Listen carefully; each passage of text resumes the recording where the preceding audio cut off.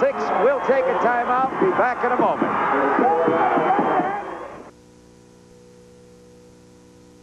My husband. I can see him now, walking in water, climbing on rocks. That's why I insisted on the best. Waterproof Wolverine boots for recreation or on the job.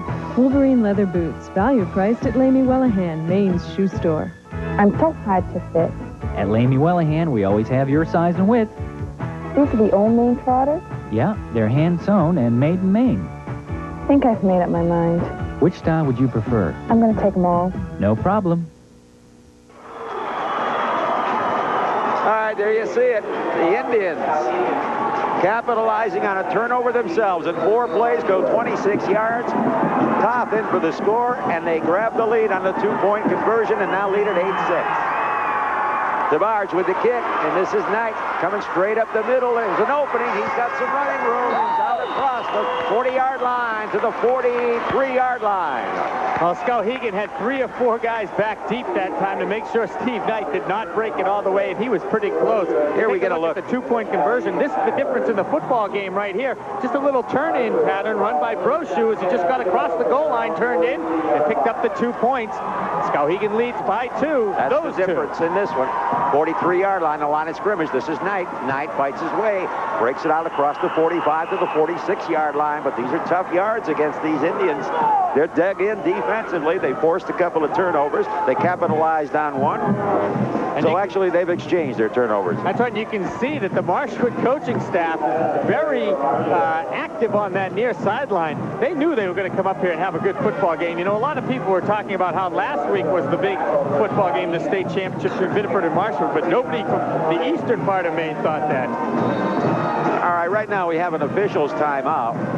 Football is at the 46-yard line. Marshwood on their own 46 after a gain of 3 by Steve Knight. It'll be 2nd and 7. Frank, you know in history the Pine Tree Conference teams have always been hard-hitting, aggressive football teams. And this is exactly what we're seeing this afternoon so far with Skowhegan. Here's the way that they also put on some pretty good numbers. As you can see, 275 points for Skowhegan in this season alone. And they spread it out pretty good, as you can see, although the first period has been their big period. They didn't score it today. Here's Knight, second man through, and about a yard, and that's all. Tell you, that line of scrimmage is going to be the key the rest of this football game. Coming into this game, we were talking about the line of scrimmage and the amount of turnovers, and already here in the first half, that's what we've seen. Give them a yard in the play. It'll be 3rd down coming up and a long 6. They have the football just about at their own 46-yard line. Snowbrick, number 84, is into the lineup offensively now as Cave comes to the sidelines on a 3rd down play. Ends remain in tight, wing to the far side of the field. Gordon wants to throw, drops way back, looking to set up the screen. He throws it to Schultz. Did he bounce it? Yes, he trapped it. It'll go as an incomplete pass. And I'll tell you, they had that set up beautifully. Schultz had 3 blockers in front of him and only 2 Skowhegan defenders. That would have been a long gainer. Against Chevrolet 2 weeks ago, that play went for a 41-yard touchdown run to Abel Schultz.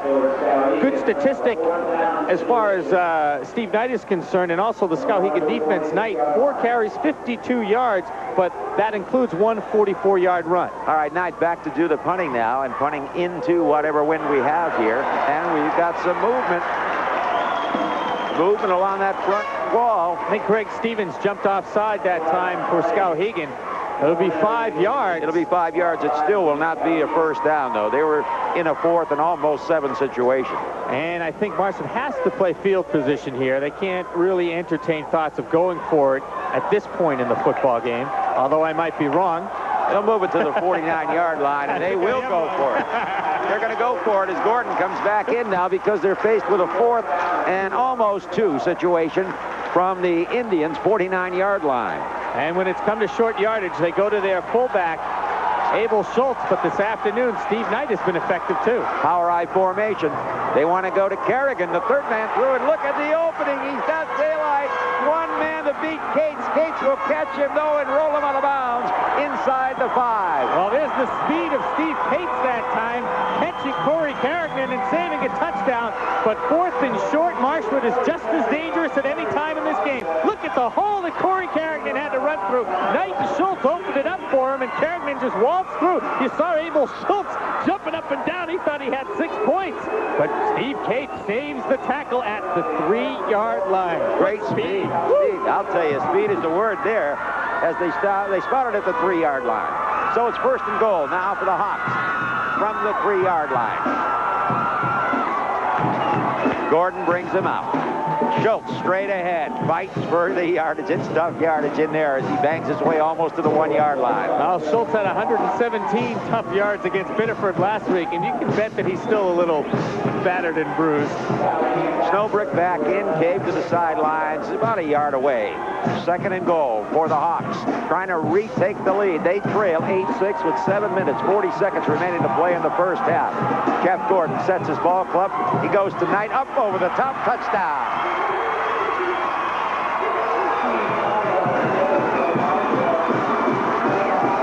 Marshwood regains the lead now at 12-8 as we get another look at it. Steve Knight airborne into the end zone behind that surge of his offensive line. 2-yard touchdown run, his 2nd touchdown of the game, and Marshwood retakes the lead. Frank, we've got ourselves a real good football game. Yeah, we sure do. And this one is just about as advertised, a state championship caliber football game right now. And Marshwood will go for 2 this time, leading only, as we say, 12-8. The pitch is to Knight. Knight fights his way, and he does not get in. What a great tackle there. Who is that up from the secondary? Number 67. It was the linebacker, Lemieux. Lemieux, and also helping him out. Let's take a look at it again, and we'll catch it again. Gene Carey also there, right there. Gene Carey stood Steve Knight at the goal line, and he had help. There comes Lemieux to finish him off, number 67. But Carey, you're right, made the initial hit and stopped his forward motion, and then Lemieux finished him off. Boy, that's a big stop. That is a big stop, and of course now the lead only 4 points. It remains 12-8. Marshwood leading it, and the Indians will get the football. You know, at the beginning of the year, Frank, watching this Marshwood team, we said perhaps their only weakness was their kicking game. About the 5th game of the season, Mike McLafferty came up to Coach Rod Watt, and he said, hey, Coach, I used to play soccer. I could kick the football. He came in, and he's been pretty effective, but we haven't seen him. He missed the kick in the first touchdown. Now Marshwood goes for 2, and they aren't able to convert. Adamits will kick it away. The deep men are Cates and McEwen, and they're stacked back there, and now they split. But again, it'll be one of the up people. He fumbled a football. Humphrey, a loose football out at the 40-yard line. And let's see who comes away with this one. I think Skowhegan's got it. Boy, a break for the Indians. Last man up that time. Kevin Barstow. So, they'll get it and get a break because they've got great field position out at their own 40-yard line. I think it's the up man, Humphrey, who bobbles the football, and it's anybody's football right there. Finally, Barstow dives on it and holds on to it. Right, 1st and 10 now for Skowhegan. Here come the Indians in a slot left formation. Brochu's in the slot. Split wide is Cates. 1st down play from their own 40-yard line. They give us to Top. Top hits it up the middle. Top across the 45, still fighting for yardage to the 46-yard line. An injured player down, getting up slowly, and he's all right. But to be number 63, Matt Keister, the center. All right, time winding. We're still in the first half of a good one. 6 minutes and 54 seconds remaining in the first half. Humphrey will come into the backfield. McEwen will go to the sidelines. Brochu also in there, as they've got a 2nd down play, 2nd and about 4 from at their own 46-yard line. The Indians now trailing 12-8. This is Todd with room again as he slants it off the right side. He's across midfield and into Marshwood territory, picking up the 1st down at the 46-yard line. Big hole opened up that time by David Keithan, a 6'2", 200-pound junior. Watch him on the right side of the line just stand up that Marshwood front 4, and then it was just off and running, picking up the 1st down that time. Keithan just turned and sealed, and boy, he sealed it off beautifully. There's 2 guys he took on right there, and it's Sylvester and Rosberg. That's about 500 pounds worth of a high school football player there. All right, a 1st down for the Indians. Now they have the football on the Marshwood 46-yard line. They go trips, left situation. Everybody wide to the far side of the field here in a 1st down play from the 46-yard line, and Jarvis wants to throw. He slips, and down he goes. Well, that time good penetration, too, by the Marshwood defense. Jarvis was forced into that slip because of the penetration from the right side of the line. Will be coming on the left side of your screen. Watch K.C. Powers that time. Nobody had him. Jarvis saw him and tried to just cut upfield out of the pocket. Powers, hey, he was able to get a hand on him and drag him down. Good pursuit that time by K.C. Powers. He's obviously got some speed, plays right end on defense and flanker, tight end on offense. So a loss of a couple on the play as it's back to around the 48-yard line. It'll be 2nd and 12 now. Single setback. That's Steve Todd. Quarterback is Chris Jarvis. Straightens up, throws it low into the ground. I think he did that intentionally because Chris Glidden his eyes just lit up as he looked to step in front of Steve Cates. Now, I think that's exactly right. It was a good read that time by Jarvis, the junior quarterback for Paul Lynch's Skowhegan Indians. You see those skull and crossbones on the back of the helmets of Skowhegan. Those are team awards. Those are not individual awards. Every player earns one every time they are on the field for a touchdown or a great defensive play. They don't give out individual awards, Frank, team awards. Shields goes wide to the far side of the field now as Jarvis wants to throw on 3rd and long. He throws the screen. This is Cates. Cates trying to fight off Powers, and he can't. K.C. Powers again on the defensive stop. Well, that time K.C. Powers fought off the block of Brett Lowell and came up with a big defensive play because you don't want to give Cates room in the open field. Watch the top screen. There's 11 Cates, and K.C. Powers will fight off his block and make the play on Steve Cates. There's K.C. Powers in pursuit, and there's 57. That's Brett Lowell, the guy that Powers beat. Brochu, pretty good kick this time, forcing cast back, and it takes a good bounce for Skowhegan. Going to be grabbed down there by Steve Sear and down, and that'll put Marshwood deep in their own end. We'll take a timeout. The score, Marshwood 12 and Skowhegan 8. Things you can count on for about $1. A day-old frosted donut, about 1,400 calories. A large box of chocolate-covered raisins, about 1,700 calories. A package of double fudge Super Supremes, about 3,500 calories.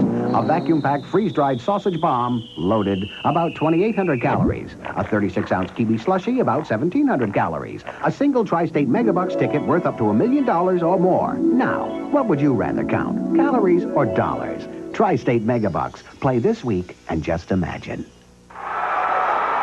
Well, as we come back, here goes Steve Knight, and they won't catch him. This will be his 3rd touchdown of the afternoon.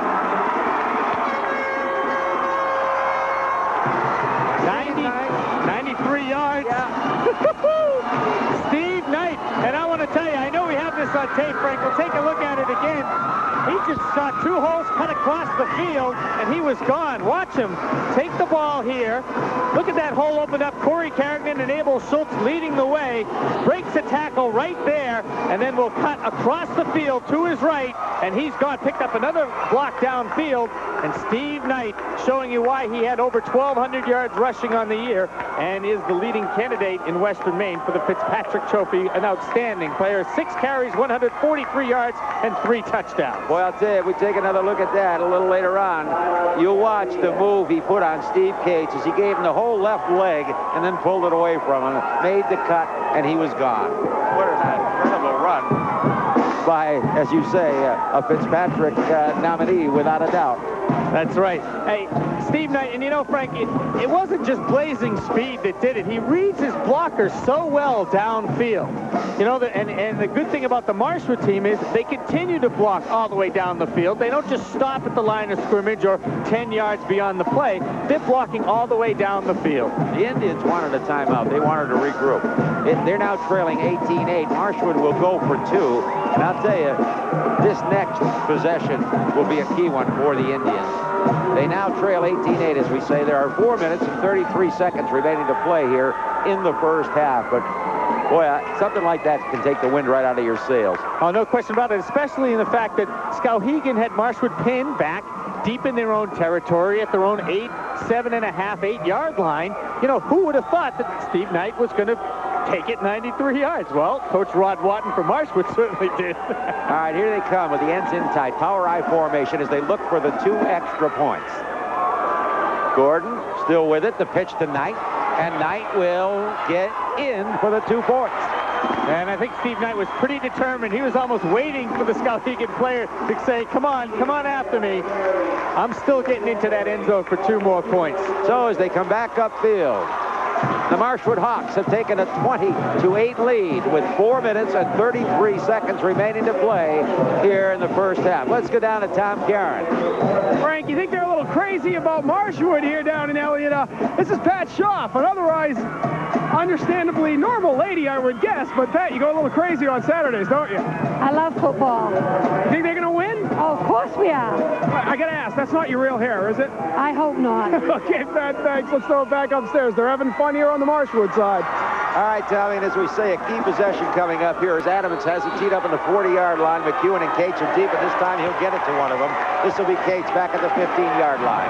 Cates coming right up the middle. He's out to the 30, from the 35 to the 37-yard line. He has run back 4 touchdowns off kickoffs this season. He also has a punt return for a touchdown. That's the very dangerous Steve Cates. He ran that back 22 yards that time, 1st and 10. A big possession, like you said, Frank, with 4 minutes, 27 seconds to play in the first half. Skowhegan has to move the football here and put up points on the board and get back in it. They are still only down by 2 touchdowns, but Marshwood has had a chance to make some defensive adjustments to Skowhegan, and it has worked the last few times they've had the ball. All right, Indians, first down play from their own 37-yard line. Trying to hit it up the middle. No running room there. He tries to slide it to the outside, and there's less there. It is so tough to run on that defensive unit of Marshwood. Doug McEwen, 1,000 yards rushing on the season coming into this football game. And the key to him is that he averages almost 6 yards a carry, number 49, McEwen. He's replaced in there now by number 18. With 3:42 remaining to play, Kitchen, that is, with time winding down in the first half, and the Indians now trailing 20-8. Knight with 3 scores. Stevens comes wide, Shields near side, rather, and this is Cates in a slot to the near side. Now Cates comes in motion. The pitch is to Toth. Toth fights his way across the 40 to the 41-yard line, but a flag down on the play. Yeah, and I think it's going to be offensive holding against Skowhegan. Yep. The preliminary indication you saw right there is holding against the Indians, and this will hurt. I think I saw Brett Lowell tackle one of the Marshwood players, Brent Constine, and you can't do that on the line. Toth, 4 carries for 15 yards, and McEwen's carried the ball 11 times, so we're trying to get a total for him. This will move it back to the 30-yard line.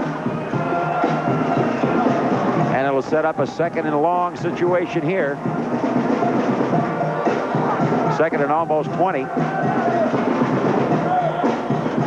Oh, that long run by Knight may have broken the back of Skowhegan. They're not going to fold up, that's for sure. But, I mean, when you've got a team pinned inside their own 10-yard line and then the kid runs it off 90 yards. Whew. Now let's see what happens to him here. They've got Cates split wide to the far side of the field. Single setback is Toth, as now they send Cates in motion. 2nd and long, 20 yards. They look for half of it right there to Cates, and he makes a great catch at the 41-yard line. Oh, those were the quick hands that Coach Paul Lynch was talking about of Steve Cates. That ball was delivered right when he looked for it. A good pass by Chris Jarvis. We'll take a look at it again from the end zone. Cutting across the middle and inside his man, but a good hit that time by Corey Carrigan. So a gain of 11 yards on the play, a little better than that. We'll have a 3rd and about 7 now for the Indians. And again, Cates goes wide, far side of the field. Big 3rd down play for the Indians. 2 minutes, 20 seconds remaining to play in the first half. They're behind 20-8, and they're looking for some running room. This is McEwen, hit at the 45 and forced back there. It'll be short of the first down, as they'll spot it right about at the 45-yard line. It'll set up a 4th and 2 situation and a punting situation here as Brochu comes into the ball game. McEwen, 12 carries for 48 yards now unofficially. Brochu to do the punting. A low snap, but he'll get it away. And it'll be to Jason Cast side of the field, and it'll be down there at around the 16-yard line. I think we'll hold on to it here. Only a minute and 45 seconds remaining to play in the first half, and Marshwood takes over now at about their own 16, 17-yard line, leading it 20-8. Steve Knight. Look at the way had himself a first half. And look at the last two touchdowns, or last two big plays for Marshwood. One, a 97-yard run by Steve Knight, and the other on a 4th and short. Marshwood can really hurt you at any time and break it open. They're a big play kind of team with big play players. They can hurt you at any time. All right.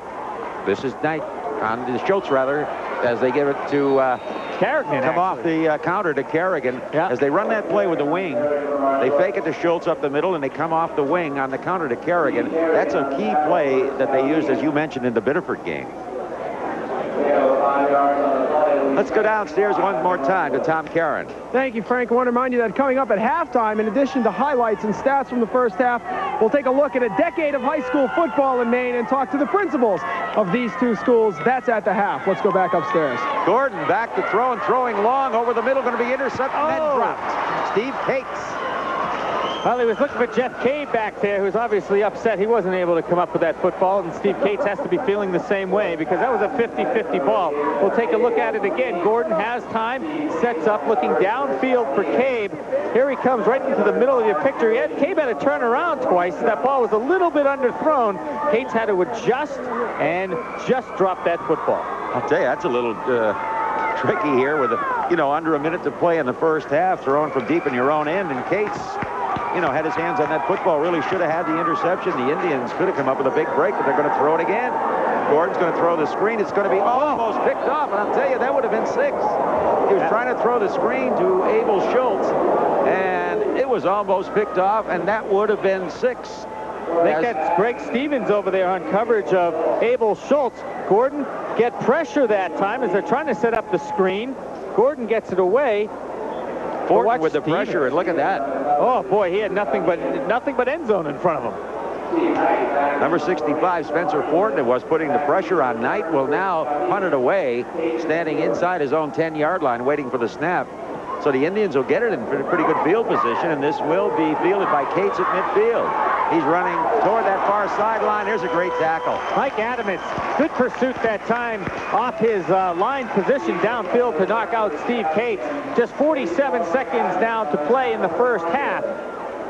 Skowhegan will have to really hurry it up to put some more points up on the board, and Marshwood takes a timeout. Boy, you got to wonder, Jimmy, what Marshwood was doing there, deep in their own end, throwing the football, and because twice it could have been picked off. First time by Cates, which would have given him a great field position, and I think that one by Stevens would have given him 6 points. You got to wonder, when you get that 20-8 lead, why, with a minute and 40 or so remaining, you don't just punch out the clock and run it out. Head home with a 20-8 lead at halftime. Well, Marshwood has never been too predictable, Frank. Yes, they got here by the run, but when you least expect them to pass, that's when they pass. So, that kind of goes with the same pattern that they've had all season long. Paul Lynch, of course, the head coach for Skowhegan, talking to his troops right now with 47 seconds left. He takes care of the offense for Skowhegan. And you know what a great job he's done. Just his second year as head coach at Skowhegan, Frank. This team from Skowhegan was 1-8 2 years ago. Last year they were 5-4. This year 10-1 and playing in the state championship game. And Coach Lynch, gives credit all to his team, the dedication that they spent in the weight room in the offseason. All right. Well, just about at midfield with 47 seconds remaining. Time for the Indians because they can throw the football. Shields wide near side of the field. Cates to the far side of the field. Todd and McEwen behind quarterback Chris Jarvis. Jarvis wants to throw, sets up. He has time. He's throwing to the tailback. McEwen, and he makes the catch. And around the 25-yard line. McEwen went one-on-one with Steve Knight that time, and Skowhegan came up with it. Skowhegan will call timeout. We'll take a look at it again. Jarvis had time this time. Good blocking, sets up in the pocket, and a good throw. McEwen just comes up with a nice catch. A little bit underthrown. He cuts in front of Knight and makes the catch and picks up the first down with 41 seconds now to play in the first half. And Jarvis, we said, is a throwing quarterback. He's completed 63% of his passes, 943 yards coming into this game. He certainly has gone over that 1,000-yard mark, I would say, unofficially this afternoon for the season. Well, they have, that play only took 6 seconds. They have 41 seconds remaining. They have the football on the 26-yard line. They have people who can catch the football in Cates, Shields, Jarvis, and their tight end. They haven't gone to thus far, and Michaud, number 90, big tight end, 6'4", 230 pounds. But Adam Michaud, good story about him, Frank. 2 years, this is only his second year in football. He's 6'4", 230, but 2 years ago, before he started to play football, he was about 6'2" and 175-pound soccer player. So he's come a long way in 2 years. And needless to say, there's a look at the other state championship going on this afternoon. Scoreless up at Gardner so far. We'll keep you abreast of that game all afternoon long. And that game started, of course, a half hour behind us, I think. All right, Toth, the single setback. Brochu, the slot to the far side of the field. First down from the 26-yard line. Chris Jarvis wants to throw it, being rushed. Adamits is there, and down he goes. Oh, that time, Mike Adamits, they ran a little stunt that time on defense and put Adamits coming around one of his men in front of him, and that snuck Adamits into the backfield and said hello to Chris Jarvis, and Skowhegan takes another timeout with 26 seconds to play. 16-yard loss in the play. That one will take him all the way back across the 35 to the 37-yard line. As we get it, here comes Adamits. He just had a clear shot at the quarterback. No chance at all for Jarvis to get that thing away. Well, he ran a little stunt on the line, came up and around. I believe he came around Chad Sylvester on that side, and he was in the backfield before you could say great play. There's 26 seconds remaining as we get a look at some of the crowd here at Whittier Field on the campus of Bowdoin College. Beautiful day for football, too. We've had some chilly ones here, Frank. This isn't too bad. 2 years ago, I guess the worst. I guess it couldn't get worse than that.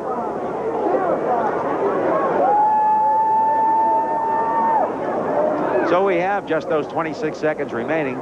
The loss was all the way back, as we say, to the 37-yard line, almost 10-yard loss in the play. It'll be second and almost 20. But right now, of course, they're not looking for 20. They're looking for the 37 because they have 26 seconds remaining, and they trail in the football game. Skowhegan does 20-8.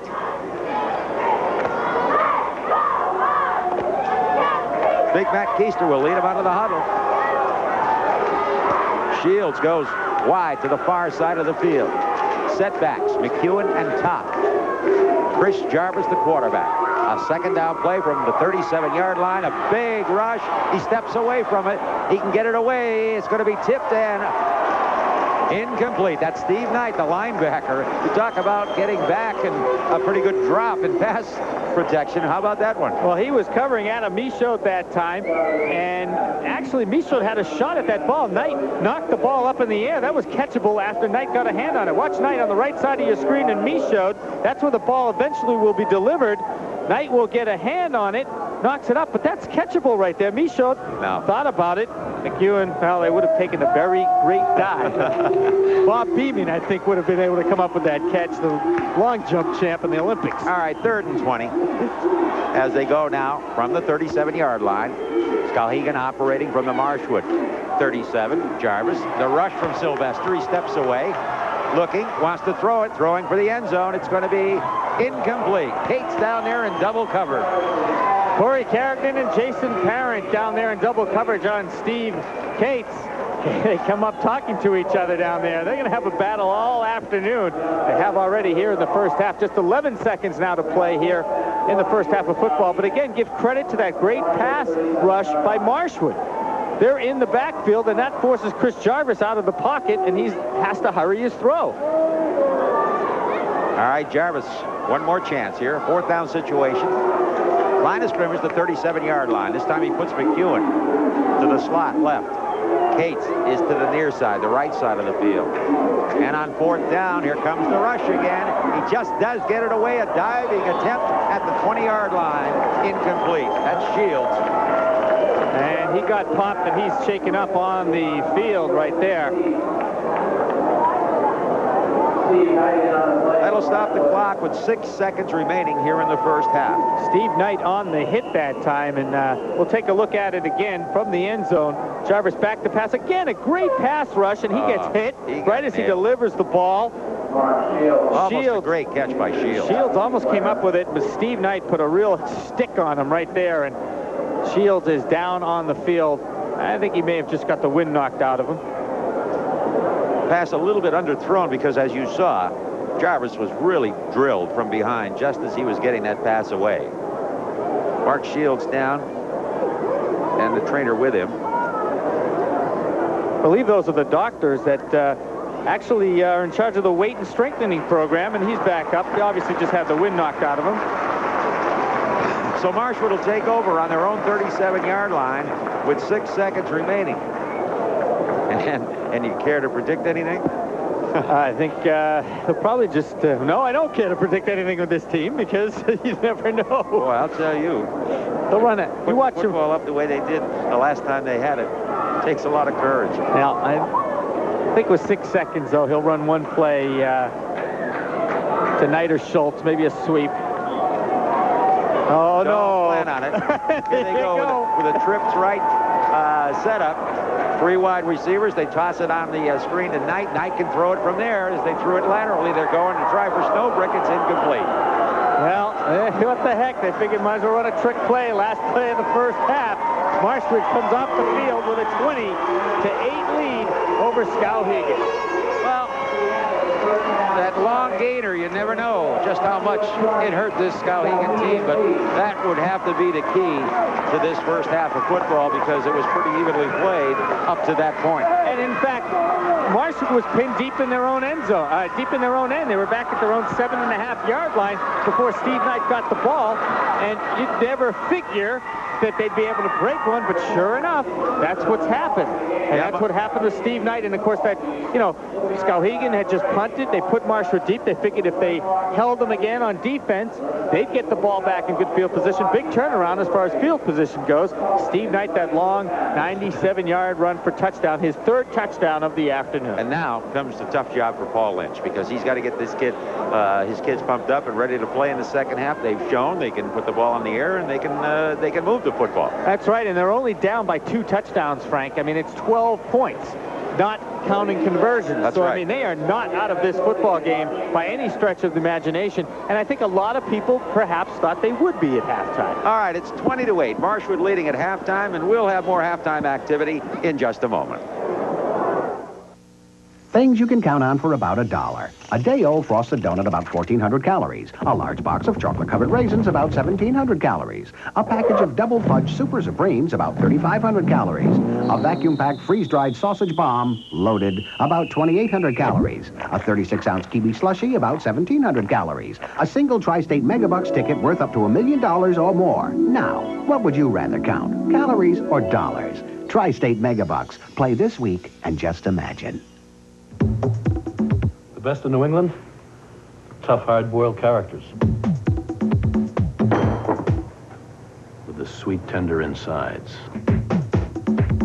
The best of New England? The august academic institutions steeped in tradition.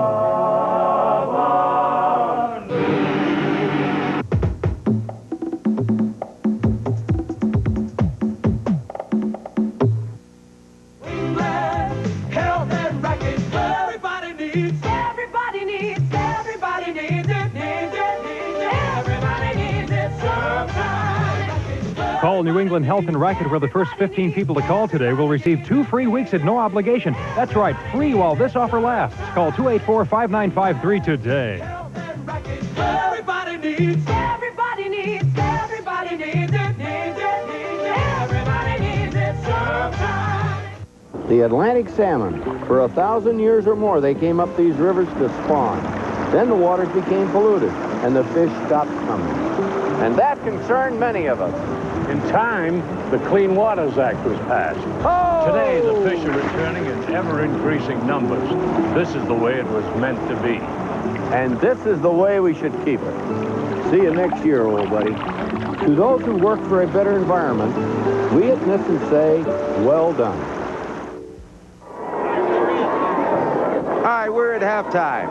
Marshwood leading in this state championship game 20-8. Right now, let's go downstairs to Tom Caron. Okay, Frank, thanks very much. Welcome down to the field at Whittier Field here at the campus of Bowdoin College. As you said, Marshwood holding on to a lead here at halftime, and we've got the principal of that school, Kent Rosberg. And Kent, it's been a great season for Marshwood. It's got to be nice for the school and the community to have them doing so well in Class A. It's been wonderful. When we did sure how it would turn out, it would be a challenge. But it's a unifying factor. Everyone's really having a great time. Certainly a team and a school that knows a lot about winning. You've won state championships at just about every level. Does it make a difference being in Class A? Oh, I think it has, because certainly we were Class B champs last year, but we didn't get this kind of attention or excitement around. So I think it has made a difference. The exposure, I think more attention from you people. We wouldn't have had that in Class B, at least not as much of it. You got a core of kids on that team that have been together 3-4 years, all the way across. Offense, defense, line, backs. That's got to be kind of nice. Is it almost tough for them to think of themselves as students at this point? They're almost cult heroes down there. Well, they've managed to take a few tests in the past couple of weeks. Actually, that group has been together since about the 6th or 7th grade in a ball program, and then they play as a freshman team, and a lot of those kids have been together really for 6 or 7 years, and they're looking at this game with a lot of excitement, but there's some melancholy there too, because they know this is it, and they take off that purple and white.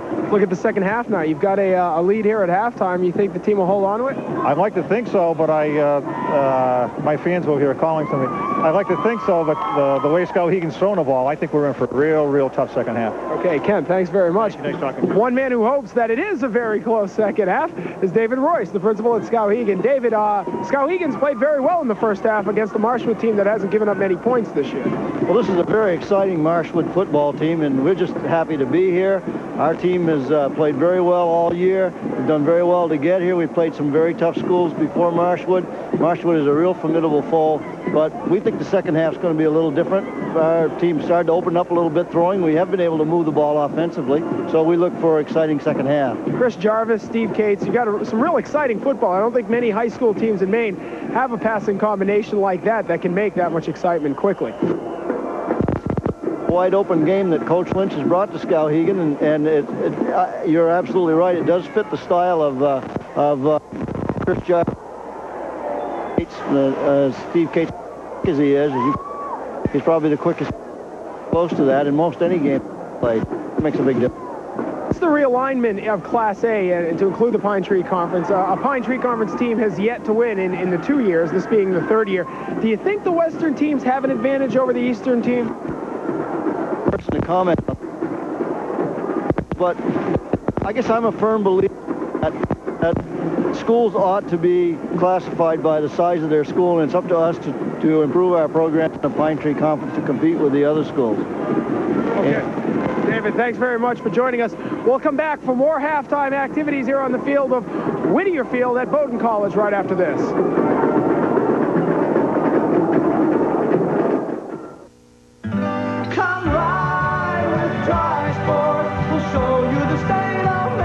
Winter's coming on, and Tri-Sports Topsom makes it easy for you to own the first name in snowmobiles, Skidoo. It's easy with no money down, and even easier with no payments for 90 days. Plus, you could receive $200 in free accessories. You better get on over to Tri-Sports Topsom now and see the new Skidoo. With Tri-Sports, we'll show you the state of Maine. This kind of love is mythical.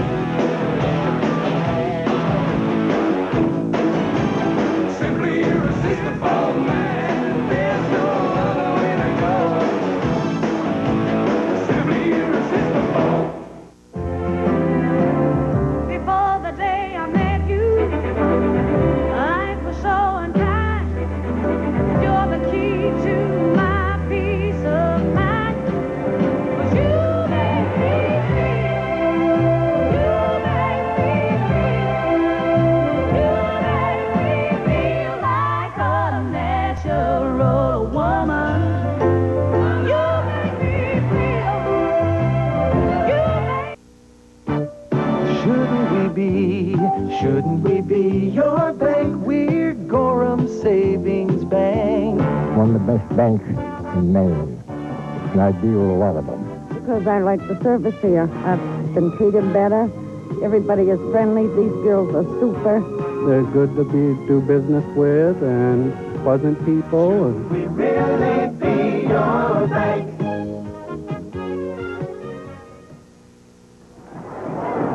Welcome back to Whittier Field on the campus of Bowdoin College. The 1989 State Championship Class A football game where the Marshwood Hawks are leading the Skowhegan Indians 20-8. Hello again, everyone. I'm Tom Karen, and this will mark the last half of the 1980s in high school football here in the state of Maine. It's been a very exciting decade, so let's take a couple minutes right now and look back on an exciting 10 years of high school football in Maine.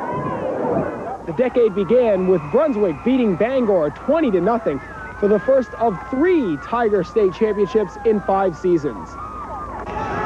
Bangor came back from that loss by returning to the state championship in 1981. On a muddy Bates College field, the Rams somehow held on to the ball long enough for 2 scores and a 13-0 win over South Portland. Things dried out the following year, and the Portland Bulldogs were flying high, behind the throwing arm of Fitzpatrick-winning quarterback Mike Rutherford and the receiving skills of 1983 Fitzy winner Sean Hawkins. The Dogs took on Sanford for the state title. Sanford would take a 10-7 lead, but with everyone looking for the pass, Rutherford would run in a 16-yard bootleg, and the Bulldogs were state champs 14-10. We won the state championship, and I guess when I get my hands on a goal football and a game ball and really kind of get together with all the kids, there was so much mayhem down here. It takes me a while just to kind of wind down and relax. There was no relaxing in Biddeford the next 2 seasons. The Tigers won their 2nd title of the decade in '83 when their defense shut the door on South Portland for a 27-7 win. Biddeford returned to the final game of the year in '84, and the game with Bangor would be one of the best ever. The Tigers got on the board first, Scott Woodward's touchdown making it 7-0. But Bangor would come back, Gary Frost hitting Mark Lewis for a touchdown pass to tie it at 7 apiece. After another Biddeford drive, Woodward would get his 2nd touchdown of the day, making a 14-7 winner out of Biddeford and a happy man out of Coach Mike Landry. Couldn't ask for a better state championship football game between 2 football teams. It's sad that somebody had to lose that one. Biddeford high school football tradition is the best in the state. Today, we are the supreme football tradition in the state. One of the closest title games of the 80s was followed by the most lopsided. In 1985, the Chevrolet Stags lost only 1 game in the regular season to Lewiston. Chevrolet got its chance for revenge in the state game, and it took advantage. Kevin Smith and Scott Perez running wild as Chevrolet blew out the Blue Devils 65-13. Bangor made its 4th appearance in 7 years in the 1986 game against Thornton Academy. And for the 3rd time in that span, they lost on the final Saturday as Thornton Academy's Bobby Giroux scored 3 touchdowns and the Trojans blew out the Rams 28-6, the first of 2 titles in 3 years for the Trojans. They weren't as tough as I thought, but we just let down a little bit when we came out in the second half, and then we just pulled ourselves together and put it away. These kids worked hard all year, and they weren't to be denied today, really. 1987 marked a turning point for the state championship game. Class A football was realigned into East and West divisions to include the Pine Tree Conference. It also marked the first game of the 80s that was televised by Channel 13. Mother Nature did her part to make the game memorable by providing a wind chill factor of 40 degrees below zero. It was so cold out there that our hands were all freezing on the controls to the cameras, and the director was letting us one at a time lock down our camera for 30 seconds to try to warm up our hands. One play summed up a very low-scoring day. Fitzpatrick Award winner Brian Seguin ran a draw for 87 yards and a touchdown as the Lewiston Blue Devils shut out Mount Blue 12-0. Another Fitzpatrick winner was featured in the '88 game, where Thornton Academy's Lance Lavoie stole the show from Lawrence's Kirk Matthew. Lavoie scored 4 touchdowns, and the Trojans were again state champs, 47-13.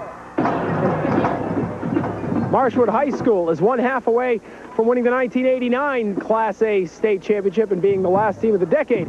To do that feat, their band is on the field right now, and when we come back, Frank Fixeris and Jimmy Young will wrap up the first half highlights and stats, so stay tuned. Come ride with Tri-Sports, we'll show you the state of Maine. Winter's coming on, and Tri-Sports Topsom makes it easy for you to own the first name in snowmobiles, Skidoo. It's easy with no money down, and even easier with no payments for 90 days. Plus, you could receive $200 in free accessories.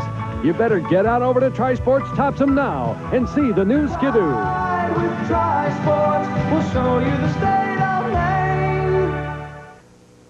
The following area merchants congratulate the Marshwood Hawks. York Pizza on the Square, South Berwick. Bill's Automotive Services, Route 236, Elliott. Ham Insurance Agency, 49 Portland Street, South Berwick. East Elliott Garage, your full-service Kubota dealer, 117 Goodwin Road. And the Toby Company, sheet metal contractors, Route 236, Elliott. Congratulations to the Marshwood Hawks in their first year of Class A football. Enjoy a Maine holiday tradition. Fresh eggnog and creams from Old Tavern Farm. We're the Maine Milk Dairy, Old Tavern Farm. At Century Tire, we know that customer satisfaction is our best advertising. Les Otten of Sunday River likes our prices and service. Rachel Waning, a young woman just out of UMO, knows she can count on us. And Ed Anderson of the Maine Mariners knows a winning team when he sees one. For complete car care and great service, come on in. We'll keep you rolling. At Century Tire, we'll keep you rolling. Well, there it is, 20-8. Marshwood leading it. And Marshwood and Skowhegan exchanged a pair of touchdowns in the early going of this one. Following turnovers, Marshwood a fumble